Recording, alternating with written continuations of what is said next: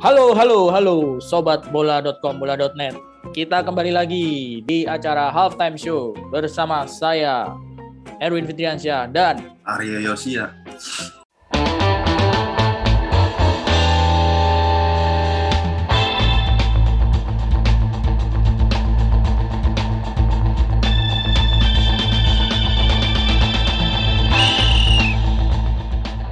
Lemas amat gue ya. Lemas bukan karena ini, bro. Wih, ada siapa tuh si bocil? Ada anak gue nih. Hey. Aduh, nggak apa-apa ya, lanjut aja ya. Lanjut. Nah, namanya juga anak-anak. Kita lanjutin kita mau apa nih? Bahas apa nih di episode kali ini? Ini baju merah-merah nih. Merah-merah. Yang satu Motley Crue. Glam rock, yang ini punk rock. Ini hard rock ini, bukan glam rock ini. Ya, pokoknya yang rambutnya sama pakai celananya yang ketat-ketat. Kalau ini pakai rantai besi. Celana kulit, rambut gondrong, celana kulit. Gondrong. Kalau ini pria-pria kulit hitam, namanya rambutnya. Kayak Fortes. Kita mau bahas soal masih tentang timnas Indonesia dan Piala AFF. Ya, Piala AFF ini kita bahas dulu dari 2 pertandingan awal ya, lawan Kamboja. Puas nggak lo? Langsung aja bertembak. Lalu dulu dong, 4-2 sama lawan Laos 5-1. Gue, kalau ngegolinnya puas, karena banyak kan golnya kan. Golnya bagus. Ada 9 gol kan. Tapi kalau ngomong pertahanan, sama sekali nggak puas.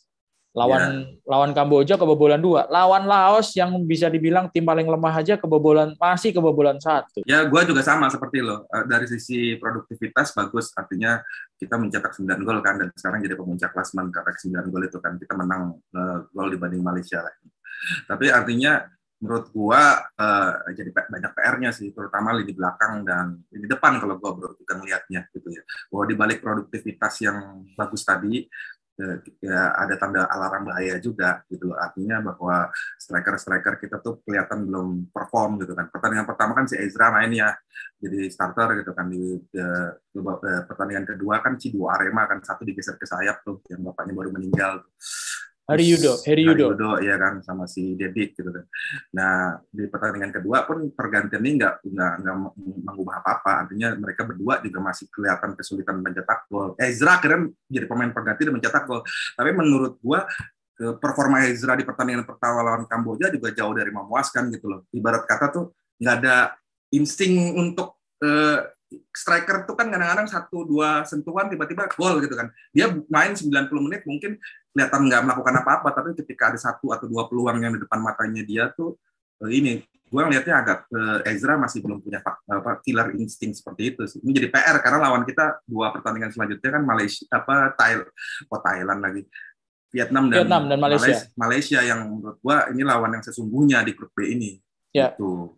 Kalau gue ngelihatnya gini, bukan cuman gimana Ezra di pertandingan pertama nggak cetak gol, terus Dedik sama Harry Yudo susah juga di pertandingan kedua meskipun jadi starter. Lo gimana mau cetak gol kalau suplai bolanya nggak enak? Betul. Kan gitu. Betul. Kalau lo jadi striker, nggak bisa lo cetak gol, susah akan cetak gol kalau suplai bolanya nggak enak gitu. Nggak ada suplai bola yang benar-benar bisa dimanfaatkan secara maksimal untuk jadi gol. Dan di pertandingan pertama, pertandingan kedua itu penyakitnya mirip ya. Sebelum bisa cetak gol, ini serangannya Indonesia ini monoton kalau menurut gua. Ya. Kalau tertumpu sama sayap bola iya, bukan cuma gitu. Bola itu kadang lebih sering untuk langsung dikirim ke depan gitu ya. Lewat long ball gitu. Padahal kan waktu diuji coba dan pelatih Sintayong juga sudah bilang bahwa kita mainnya tuh bukan, kalau main bolanya di oper-oper langsung itu, kenapa nggak dibawa si Spaso? Iya kan? Ya, betul. Spaso itu nggak dibawa karena dianggap nggak cocok dengan gaya main yang pressing gitu kan, yang kejar, pressing gitu kan, yang umpan-umpan trupas gitu. Nah ini strikernya ini kan tipenya memang bukan tipe yang target man yang kuat, 1 lawan 1, duel udara kuat gitu kayak Spaso atau kayak zaman dulu Christian Gonzalez. Ini tipe pemain strikernya yang tipe kayak gitu, dikasih bolanya harus dengan tipe main dia dong. Ya kan? Bola-bola trupas, terus umpan cutback ya. Kalaupun crossing mirip-mirip ini lah bro, mirip-mirip ini kan kita nulis tuh di bola.com.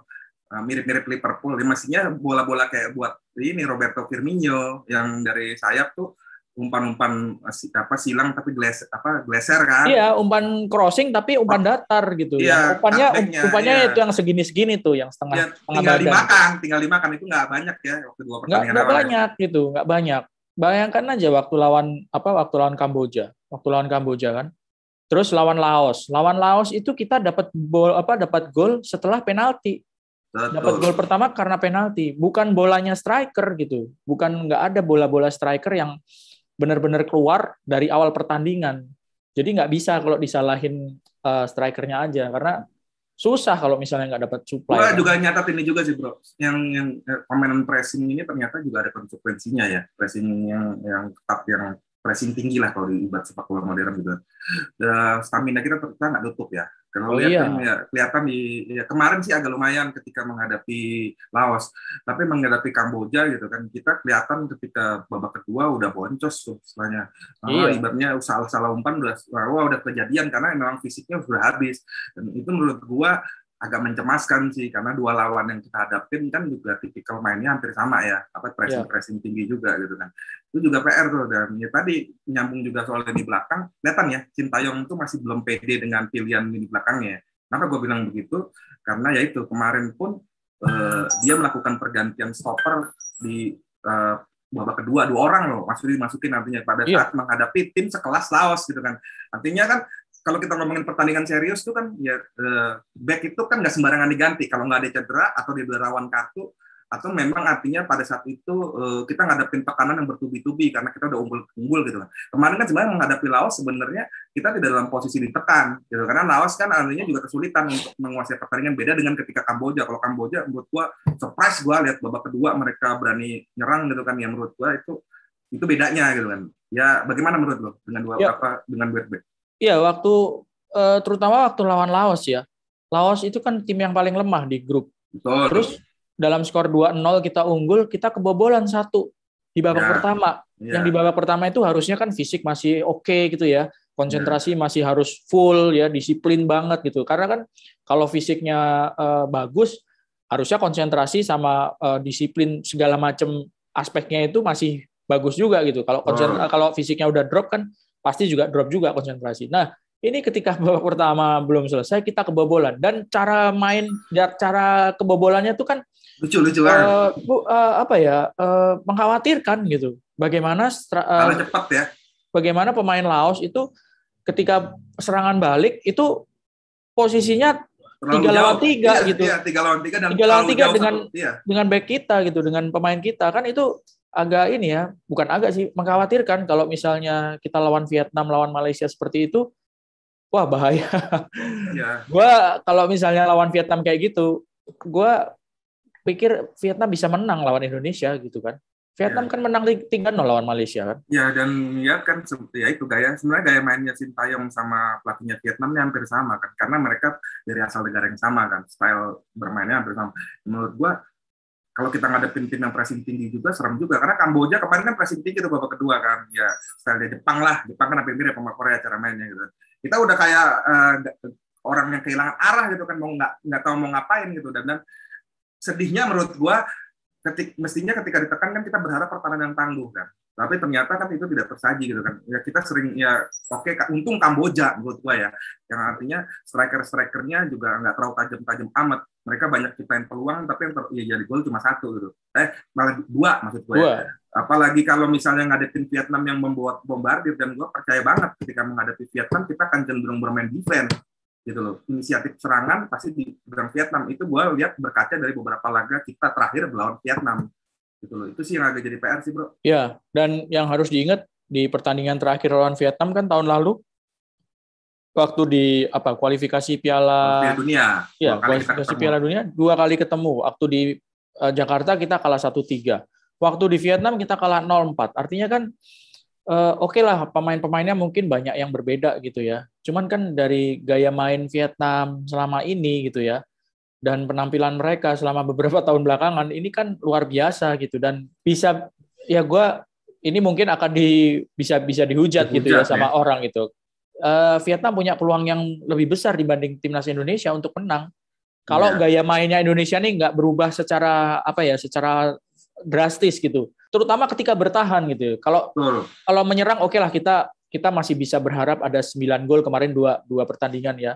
Meskipun masih ada kekurangannya. Tapi ketika bertahan menghadapi Kamboja, menghadapi Laos, ini kalau nggak diperbaiki bahaya ya. Meskipun sudah ada perbaikan dalam hal rotasi ya. Kita sambung lagi nanti rotasi sama pemain-pemain yang kunci nanti di segmen kedua. Buat dua pertandingan menentukan tadi. Oke, segmen kedua.